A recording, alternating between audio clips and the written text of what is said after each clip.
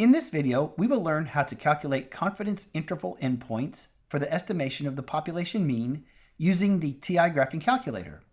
We will also learn how to use the interval endpoints to calculate the margin of error.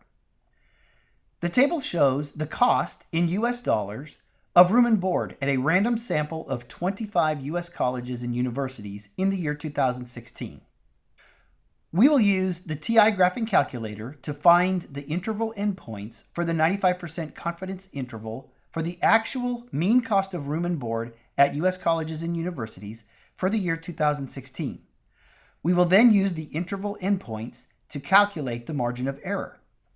In order to use the TI graphing calculator to find the interval endpoints for a confidence interval estimate of a mean, when we have data, we will begin by pushing Stat and then press 1 to edit a list and enter the data values into the list. These data values have already been entered into list 1. Then to find the interval endpoints, we'll push Stat, cursor over to Tests, and then we will choose T interval, which is number 8. We will choose T interval since the population standard deviation is not known. We will want to make sure that data is highlighted since we have data in a list. We will want to make sure that the correct list is specified. We have our data values in list 1. Then we will cursor down until we get to the confidence level. We wanted a 95% confidence interval, so we'll press 0.95 for the confidence level, and then come down to calculate and hit enter. And now we have the interval endpoints, $8,945.50 up to $12,398. Note also that the sample mean of $10,671.96 is given. Also note that the sample standard deviation is given.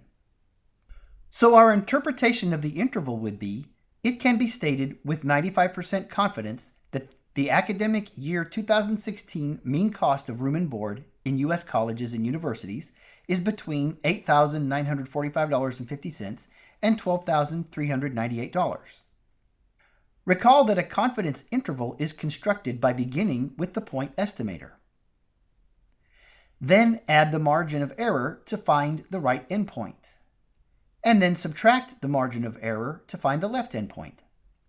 So the margin of error can be determined by dividing the interval width by 2.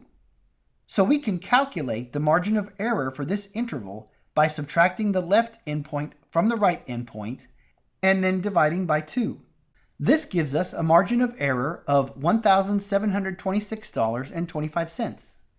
So with 95% confidence, our estimate is within $1,726.25 of the true mean.